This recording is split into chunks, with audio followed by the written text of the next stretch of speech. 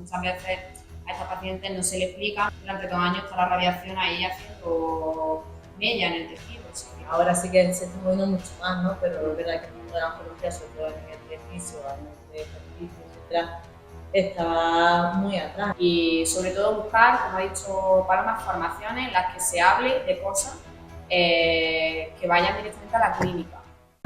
Yo te he llamado, necesito hablar contigo.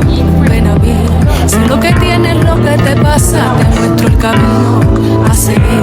Algo muy grande te está esperando, se llama Guapo y es para ti.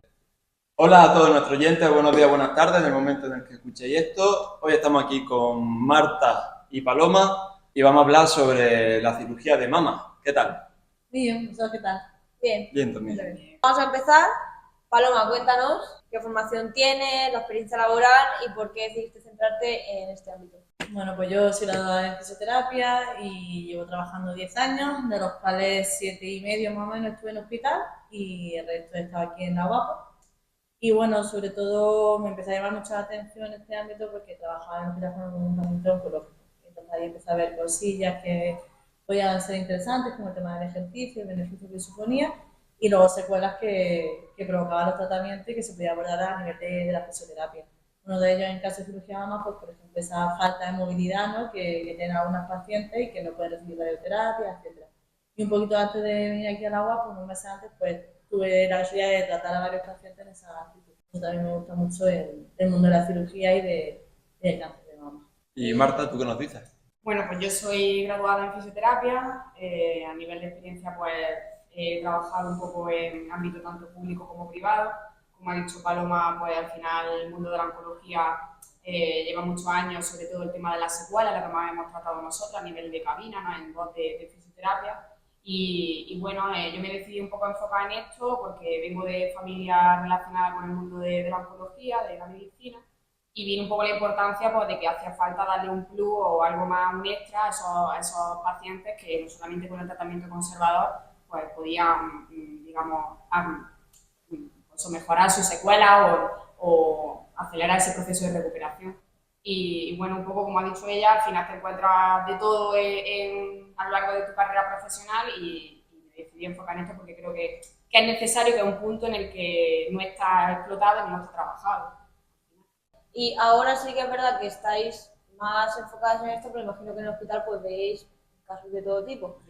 En cuanto a vuestra formación en fisioterapia y en la carrera, ¿creéis que recibiste la formación necesaria para tratar con pacientes oncológicos o os habéis formado vosotros por vuestra cuenta?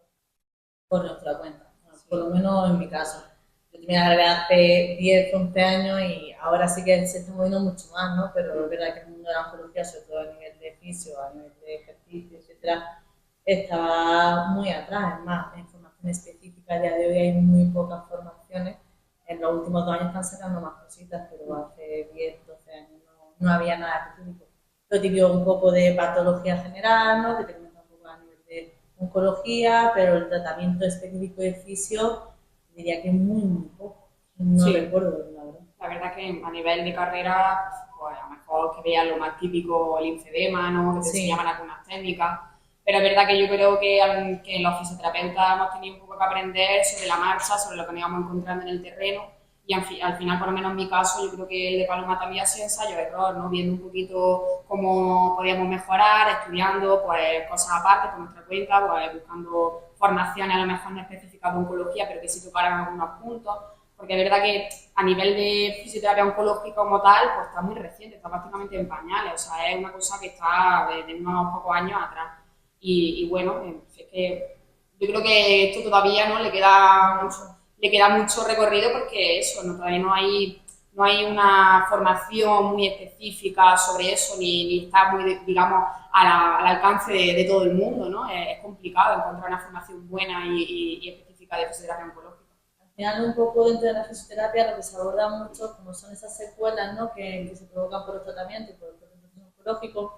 Lo que decimos muchas veces es que el paciente oncológico es un paciente pluripatológico, ¿no? Que tú abordas a nivel de fisioterapia respiratoria, a nivel de fisioterapia neurológica, de cardio, de movilidad, ¿no? Entonces, un poco tenemos esas ventajas, por decirlo de alguna manera, de teniendo esos conocimientos o esa capacidad de trabajo, ¿no? Desde varias áreas, poder abordar el paciente oncológico en sí.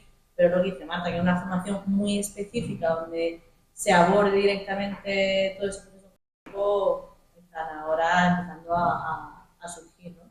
Supongo que todas esas secuelas dependerán pues, de los tratamientos y de los tipos de cirugía dentro que encontramos en cada caso, ¿no? Sí, incluso depende del tipo de paciente. Pues si un paciente pues, que previamente ha sido un paciente activo, que ha hecho algún tipo de actividad, de la edad incluso en el que el paciente se le presente este tipo de patología. Patologías de base que tenga anteriormente, antes del algo que proceso venga oncológico. Vale. Enfermedades neurológicas o alguna lesión previa que haya podido tener, pues imagínate en cirugía de mama, pues si encima ese brazo tuvo una fractura hace 2 años, pues la rehabilitación Mucho más difícil. va a ser más difícil. Pues eso, hablando un poco de los tipos de cirugía, ¿cuáles son estos tipos de cirugía que os encontráis en cuanto a cirugías de mama? Sabemos que hay distintos tipos y cómo son distintos a la hora de la recuperación, si hay algunos que llevan más tiempo a recuperar, Son más complicados. son más problemáticos. Bueno, hombre, como más fácil, pues lo más fácil al final son las tumorectomías, son en las que se hace un tipo de cirugía para extirpar ese trozo de mama, ¿no? En el que está la tumoración. Menos agresiva. Claro, menos agresiva, menos invasiva, entonces pues, la recuperación es mucho más fácil, digamos, en el sentido de rápida, ¿no? De decir, por el tema de tiempo. ¿Tipo de cirugía? Pues bueno. Tumorectomías, se podría dividir ahí y mastectomía. La mastectomía puede ser un poco a lo mejor más simple, donde te extirpan lo que es el tejido mamario o el propio seno y luego un poquito más radical, que sería, pues ya si se lleva algún tejido muscular, a nivel de pectoral o fascias, etc. Sí, sería un poquito la división. Claro, al final, pues bueno. Es un poco, cuando una vez que entran en cirugía dentro sobre todo de la mastectomía, todo el tejido que se tengan que llevar o que consideren que pueda estar afectado, ¿no? Que es un poco donde más problemas va a haber a nivel de secuela. Y luego dentro de esas 2 cirugías tenemos lo que es el tema de la linfa del extirpan varios ganglios, cadena ganglionar, que bueno, no es lo mismo que un ganglio centinela, ¿no? Para valorarlo, 1 o 2 ganglios. Vale, explicarnos el tema de qué es un ganglio centinela y cuál es la diferencia entre extirpar el ganglio centinela y más ganglios y por qué se hace. Bueno, durante las valoraciones que se hacen, ¿no? Las pruebas de imagen que realizan a nivel médico, bueno, un tipo de prueba con una pigmentación X, se ve si hay el ganglio que está más próximo al tumor, ¿vale? Que ese se consideraría el ganglio centinela. Y bueno, se lo extirpan durante la cirugía, lo analizan durante la cirugía y ven si puede ser positivo o negativo, aunque luego tienen que hacer un análisis más completo, ¿no? Pero sobre intraoperatorio, sobre la marcha, lo analizan para ver si es positivo de primera, ya valoran el extirpar más ganglio más próximo a ese ganglio. Sí, la diferencia es abismal entre un ganglio o toda la cadena ganglionar a nivel ya no solamente de secuela a largo plazo, sino de recuperación inicial de ese brazo, de esa movilidad de ese brazo.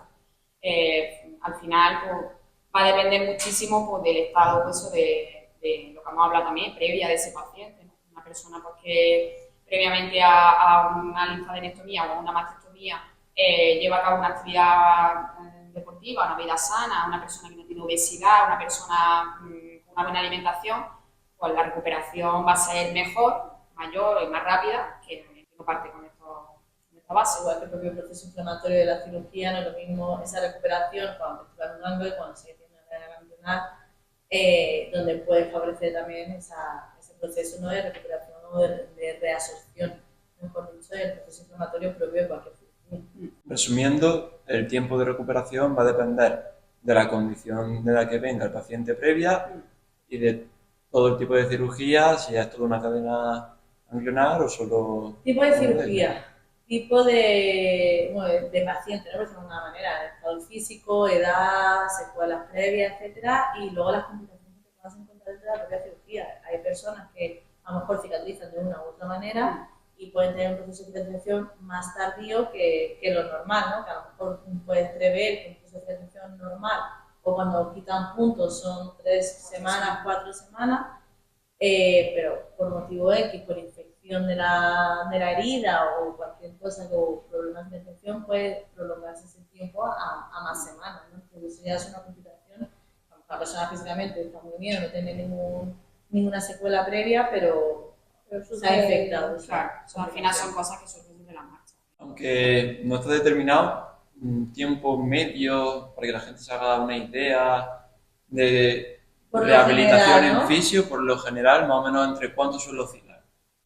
Pues Desde que te intervienen hasta que un poco nosotros lo vemos, el primer día son unas 3 semanas o hasta Sí. que la cicatriz, un poco los puntos están en unas condiciones en las que podemos manipular, digamos, y a partir de ahí, pues, bueno. según vaya evolucionando. Sí. Piensa, más o menos un drenaje se puede quitar entre una semana a 2 semanas, dependiendo del tipo de cirugía. Una vez que pasado ese tiempo, 2 o 3 semanas, pueden acudir a fisioterapia. Y si todavía no hay ningún tipo de complicaciones, pues en caso de tumorectomía, normalmente en un mes Inicia movimiento. va bastante bien. En tema de mastectomía, dependiendo de si tiene prótesis o no tiene prótesis, una mastectomía sin prótesis se va a recuperar más rápido que una mastectomía que tenga prótesis. Vale. 1 o 2 meses quizás. Ahora hablaremos del tema de las prótesis y eso, pero una vez que han pasado estas 2 o 3 semanas y vosotras lo veis por primera vez, ¿cómo es esta primera sesión de fisioterapia? ¿Simplemente una valoración inicial o...? Sí, un poco se valora pues un poco el estado de la cicatriz, la valoración un poco del tejido, cómo está la piel, si la piel tiene pues esa tensión, tiene una integridad buena, hay una coloración, también el RUM, ¿no? A nivel articular, cómo está ese hombro, de dónde partimos, un poco a ver de dónde partimos para marcar unos objetivos a corto y largo plazo, ¿no? Es un poco... Nivel de dolor también que pueda presentar la persona. Luego, sobre todo es el estado de la cicatriz, ver que no haya ningún punto, que no haya ninguna infección, que no haya alguna zona que veamos, oye, que nos puedan saltar la alarma y tengamos que ir al médico para que eche un vistazo a esa cicatriz. Y luego pues ver cómo se marca. Dando el movimiento tanto activo como pasivo. ¿Vale? Normalmente siempre a 2 o 3 semanas activo va a ser mínimo por el brazo durante esa semana. A nivel pasivo nos vamos a encontrar más movilidad, pero es verdad que va a influir ese tipo de cirugía y el miedo también que pueda tener la paciente. Otro de los grandes miedos que encontramos cuando hablamos de cirugía de mama es el linfedema. ¿Podría definir de forma sencilla más o menos qué es? Bueno, el linfedema es una acumulación de líquido que está formado en su mayoría por proteínas. Por eso un poco el tema de que se ponga duro, ¿no? El linfedema está la gente que considera que el linfedema puede saber, ¿no? Como la piel como más tensión, inflamación, pues son líquidos.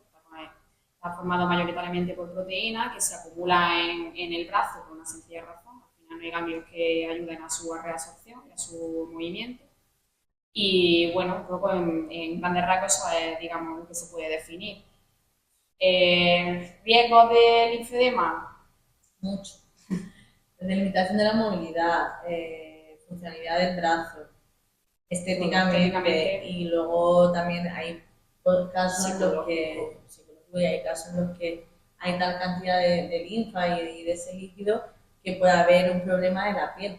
Al final la tensión de más que tiene la piel puede llegar a originar heridas, incluso son muy extremos. Sí.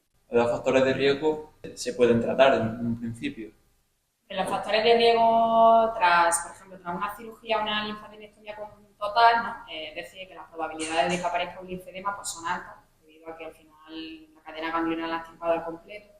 Pero es verdad que siempre se pueden hacer ciertas pautas, ¿no? Para que evitar un poco, o a lo mejor si se produce, que no sea de un grado muy alto, ¿no? Por ejemplo, evitar prendas que sean ajustadas, evitar que ese brazo, pues, pinchazos, arañazos, intentar con los cortes, todo lo menos posible. ¿Qué te digo yo? Evitar también el sol en grandes cantidades, que esté madura. Todo lo que es intentar evitar que haya cualquier agente externo que dañe ese tejido. Va a producir un aumento de ese líquido por el proceso inflamatorio de una herida, ¿no? Es decir, entonces, ¿se puede prevenir que aumente en exceso? ¿O se puede llegar a prevenir del todo? Sí, prevenir del es todo. que depende de lo que tengamos hablado, un poco depende de la base de cómo venga el paciente y depende del tipo de cirugía. Pero si nosotros partimos en el peor de los casos con una linfadenectomía completa, total, es complicado el hecho de que no aparezca, ¿verdad? Cada vez menos, también porque las cirugías que se están realizando en la actualidad son menos invasivas, menos agresivas que las que se hacían anteriormente. Y es verdad que nos encontramos cada vez menos casos de linfedema, Son más activas ellas también, son más conscientes de lo que tienen que de lo que hacer. tienen que hacer. Al final el protocolo de hace unos años era ese brazo es un bebé, no lo uses, no hagas nada, y nosotros lo que un poco le estamos inculcando, no nosotros, pero un poco a la sociedad médica actual, es que pues, hay que mover el brazo, que el brazo, hombre, teniendo siempre precaución y cuidado, pero al final si nos falta los ganglios linfáticos tienes que hacer un bombeo de otra manera que es como pues, a nivel de activación muscular, o sea, ese líquido de alguna manera hay que drenarlo. El riesgo siempre lo va a tener en el momento en que se extirpa toda la glándula ganglionar, o no es lo mismo que te extirpen 5 ganglios que te extirpen 10 o 15, ¿no? Evidentemente. Entonces, es lo que decimos siempre cuando estamos también con ella. Tú ahora mismo puede que no te aparezca el linfedema a día de hoy, tienes esa cosa, porque tienes suerte, por decirlo de alguna manera, pero quizás dentro de 15 o 20 años, porque tus factores cambian por motivo X, el riesgo puede aumentar, ¿no? Entonces, ese riesgo siempre va a estar en función del número de ganglios que... Y si se aumentara ese flujo de sangre una vez ya se padece del linfedema, ¿se puede disminuir la inflamación? Si es reversible, Sí. a ver, un linfedema no es reversible. Una vez que se instaura no es reversible. Lo que pasa es que hay niveles, como todo. Vamos a partir de que son niveles bajitos, porque a nivel que ya a partir de un nivel 3 crónico, incluso una elefantiasis, ¿no? Que se llama cuando son esos brazos tan desmesurados, pues es verdad que eso ya es muy difícil incluso rebajarlo. Pero sí se puede, digamos, atenuar y disminuir lo que es la circunmetría, que es el volumen que tiene ese brazo, pues, mediante las medidas que hacemos por físico, y luego otras también que a lo mejor pues, son más, la gente lo ve más en la calle, que son los típicos manguitos que llevan estas mujeres, ¿no? Para evitar un poco, son medidas de contención, al final son contener, pero no vamos a revertir el proceso del linfedema. Puedes contenerlo para evitar que vaya más o para que baje un poquito ese diámetro del brazo, pero reversible no. Hemos dicho que no se recomienda prendas que estén muy apretadas. ¿Y por qué luego sí que se le pone el manguito? Por el tipo de flujo. Eso. El manguito al final es como la medida de conversión en el tema de la zona de la nariz, etc. Tiene una cierta elasticidad, una cierta presión que va de parte más distal a más proximal, de más a menos, ¿vale? Entonces eso favorece ese drenaje. No es lo mismo que una ropa apretada, Que no hay flujo. Claro. Es el mismo tipo de presión.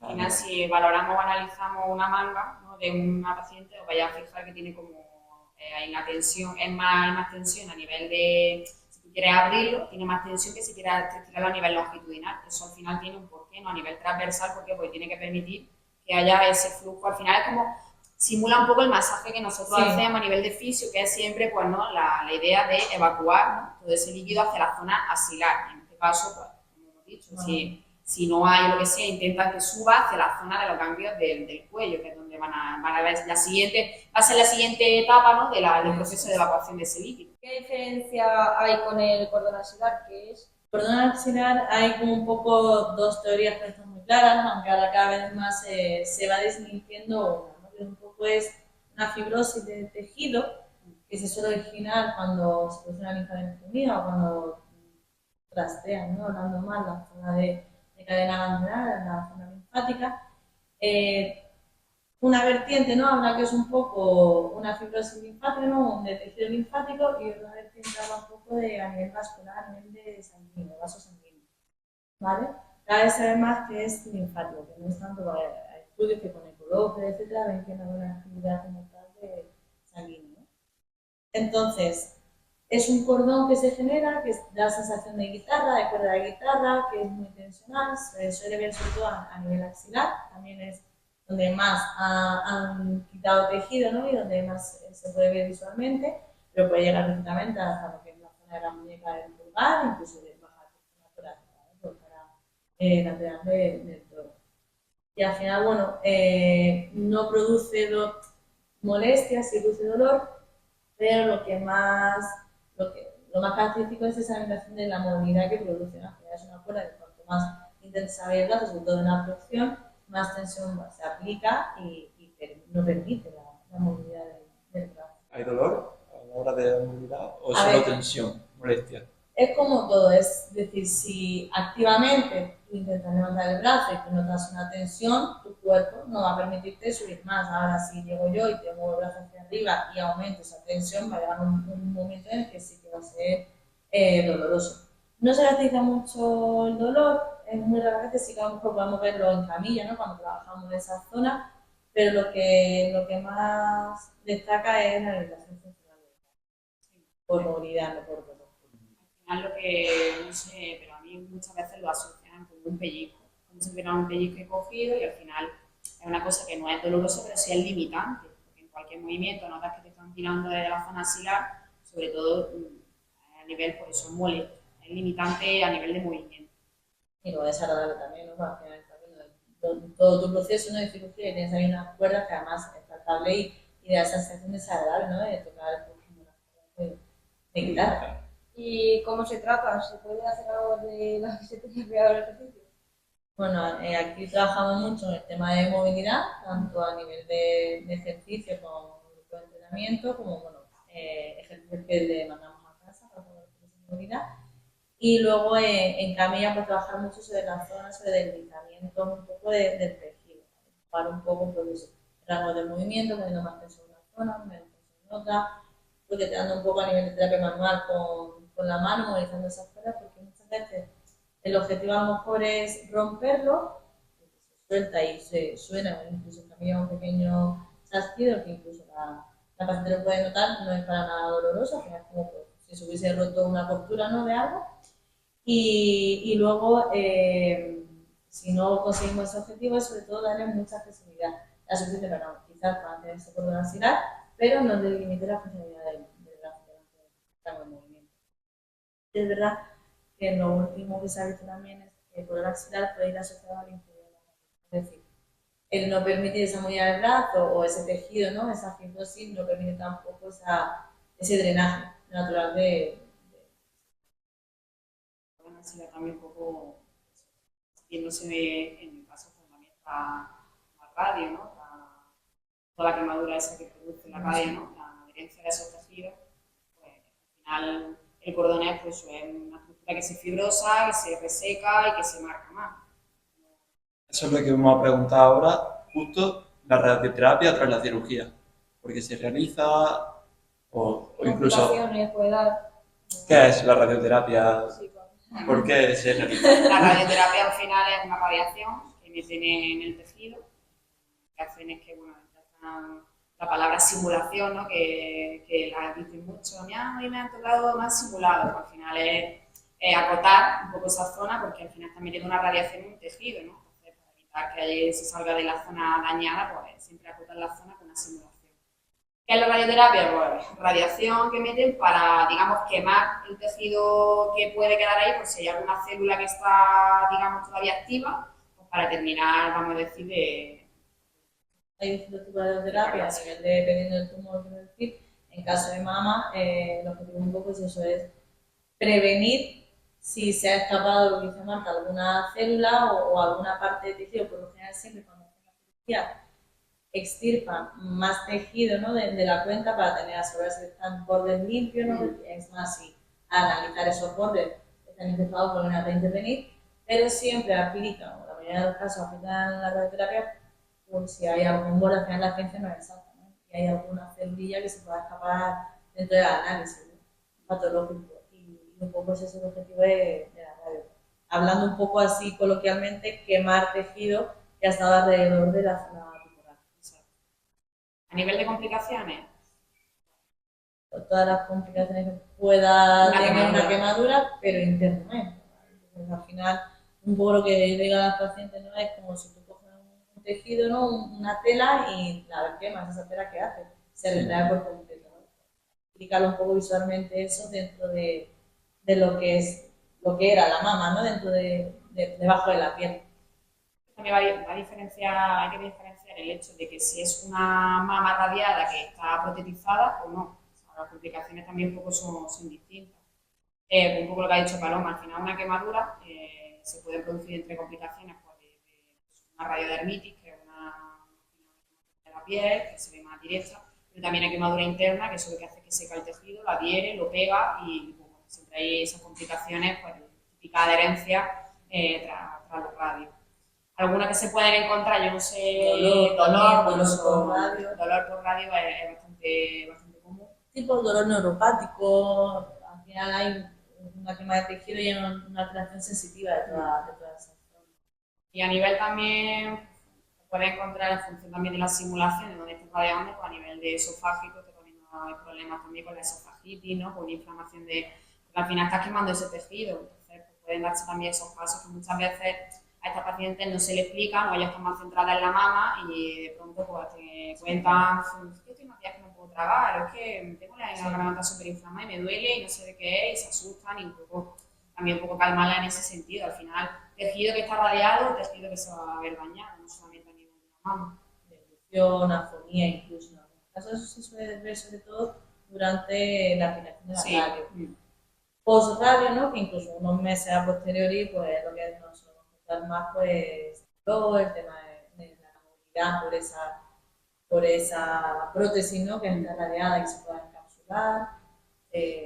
Sí, de hecho es que, bueno, según protocolo, una vez si, por ejemplo, la radio la están dando a una paciente no protetizada, tiene que esperar 2 años para protetizar, porque al final lo que se habla es que durante 2 años está la radiación ahí haciendo mella en el tejido, o sea que un poco para que también se sepa los efectos secundarios que no solamente a corto plazo, eso van a ser a largo plazo y la importancia, muchas veces que decimos que de movilizar tejido, de que el tejido esté lo más preparado posible, ¿no? Para ya recibir la radio y por radio igual, movilización, ejercicio, trabajo de estiramiento, bueno, ya cuidado de la piel, ya ahí no nos metemos en más de dermatología, pero bueno, cuidado de la piel, todos y más. La piel que sufre quemaduras importantes, de primer segundo grado perfectamente. En cuanto a las prótesis que estamos hablando con la radioterapia, ¿cómo puede complicarnos esto? O sea, ¿qué tipos de prótesis hay, distintos tipos y por qué a veces se pone, otras no? ¿Y qué complicaciones puede dar? Porque a veces se pone, otras no. Eso un poco en parte de historial médico, también que es consensuado entre el oncólogo y el cirujano plástico, muchas veces por el estado de la piel, es decir, si consideran que la piel cuando hace una mastectomía radical y no ponen prótesis, esa piel se va a retraer y no va a luego ser capaz de tener una prótesis, o colocar la prótesis un expansor previo, o hay otras veces que deciden pues, dejar un colgajo de piel y más adelante poner esa prótesis. Eso es un poco el consenso médico, cirujano plástico y demás. Tema de paciente, claro, por motivo X, exactamente. Tipo de prótesis. Podemos diferenciar a nivel de prótesis pura, de alguna manera, y expansor. Bueno, la diferencia con el expansor, como indica su nombre, tiende a expandir la piel. Se pone previo y se está viendo mucho, se pone en aquellas pacientes en las que se puede asegurar que le van a poner radio justo a posteriori de la cirugía. Y el objetivo un poco es expandir más de lo que haría la prótesis para que esa piel tenga una elasticidad extra, para que una vez que sea radiada no sufra tanto esa piel. Tiene que pasar X meses por radio para poder hacer el cambio del expansor y poner la prótesis definitiva. Entonces, estructuras que, bueno, el expansor suele ser más pesado que la prótesis y es como una bolsa de líquido, ¿no? Que hablando así un poco mal, que van rellenando una cantidad de suero según considera el cirujano plástico. A nivel estético encontramos diferencia cuando una persona lleva un expansor de una prótesis, ya se puede ver al espejo y notar la diferencia. Visualmente no, a nivel de palpación sí, se puede notar un poco, aparte que si el expansor no está lleno al 100%, si está lleno, ¿no? La prótesis es un poco más compacta, ¿no? Y luego también incluso el paso se puede notar algunas veces los bordes, ¿no? El borde de lo que delimita. Sí. Incluso la zona por donde meten el vidrio, o sea, es como un imán, y cuando van a meter el vidrio con ese imán localizan la zona y meten con una aguja, ¿no? ese suero. No un imán como tal, pero sí una zona pues, un poquito como más plana y más endurecida. En cuanto a las complicaciones que estábamos hablando antes con la radio, ¿creéis que con la prótesis hay más complicaciones que con el expansor? O Sí, el tema de sí, porque el encapsulamiento de riesgo lo vas a tener. Bueno, primero vamos a decir que es el encapsulamiento. El encapsulamiento al final es que pues, la capacidad que tiene el tejido de moverse, ¿no? Entre planos, pues se pierde por esa quemadura que produce la radiación y lo que va a hacer es que va a pegar toda esa piel, ese tejido celular subcutáneo a esa prótesis y esa prótesis a su vez se pega pues, todo lo que es a nivel plano muscular, parrilla costal, en función si está subdérmica o submuscular, ¿no? Y genera pues eso, la sensación de que la prótesis como si estuviera adherida y no pudiéramos moverla, como si estuviera pegada. Al final lo que te va a hacer, aparte de lo que pueda hacer, ¿no? También lo mismo es la limitación funcional del brazo de esa persona. La capacidad de movilidad entre planos ni de la actividad de la zona no va a permitir el movimiento. En cuanto al expansor, es verdad que, a ver, se puede dar el caso, pero es verdad que es más fácil, pues lo que hemos hablado del tema de que se rellena, es decir, es tan fácil como rellenan el expansor, dejan que haya un poco de espacio, la piel se puede deslizar un poquito más y no estamos presionando ese tejido, ¿no? Estamos generando menos presión en esa zona. Entonces, las prótesis encapsuladas tras una radioterapia son complicaciones bastante heavy, por decirlo así, que de hecho muchas de ellas derivan en una reintervención. Para quitar esa prótesis, dejar otra vez un par de años eso para que limpie con la radiación y volver a reintervenir. O sea, el pasaje también es un poco de a donde cara, ¿no? Al final se aseguran que tienen que volver a reintervenir, porque hay que tomar una prótesis, el paso no debe de estar más de un año y medio dentro de lo que es el paciente.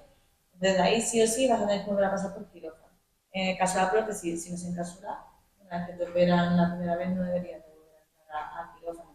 Pero es verdad que el expansor te permite darle esa elasticidad extra y prevenir un poco que luego a posteriori la radio no creo que sí, no queme tanto encapsulamiento o no retraiga tanto el tejido como puede ser la prótesis. Para ir finalizando, hemos hablado mucho sobre las prótesis, el linfedema, el cordón axilar.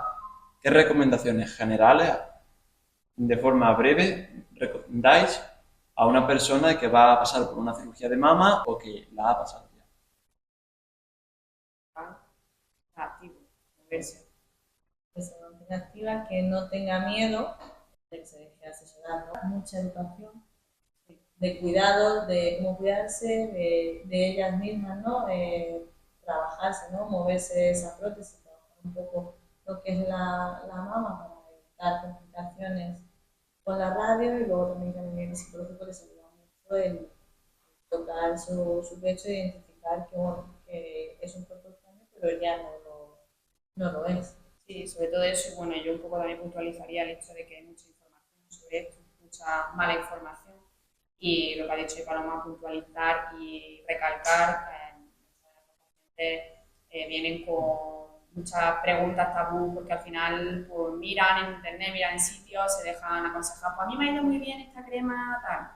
Primeramente, habla con gente que esté bien preparada, bien informada, que se asesoren bien y que tampoco hagan locuras ni cosas raras, pero obviamente moverlo, hay que moverlo, o sea, es lo que principalmente le decimos, hay que moverse, tanto previo a la cirugía como posteriormente a la cirugía, es importantísimo mantenerse activo y el, digamos, no parar la rutina que tenemos, ¿no? de vida. Vale, o sea que principalmente asesorarse de un profesional.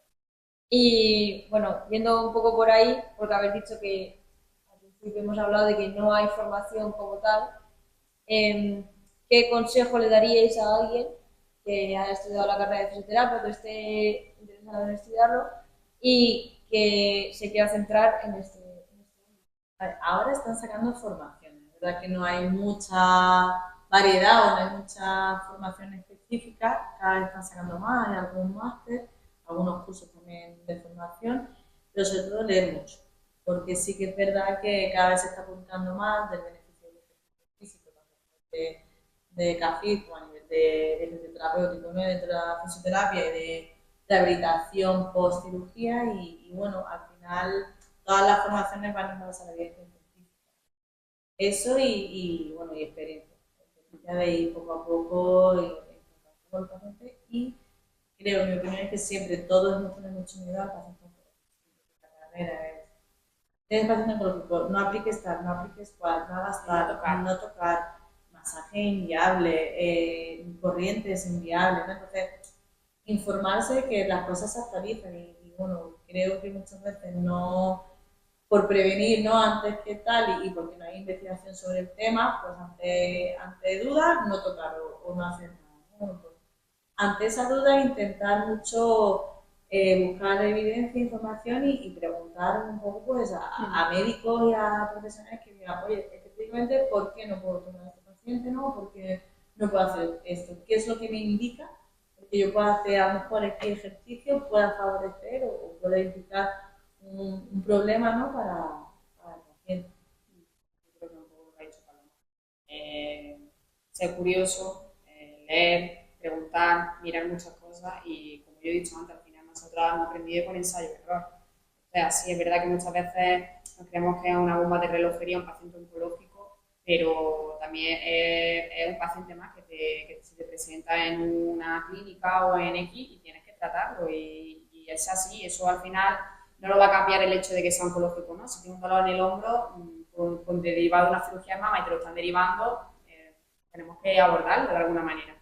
Formación específica, pues gracias a Dios están saliendo cosas, ¿no? La verdad, porque bueno, están saliendo cosas y como dice ella, con evidencia que bueno, es importante.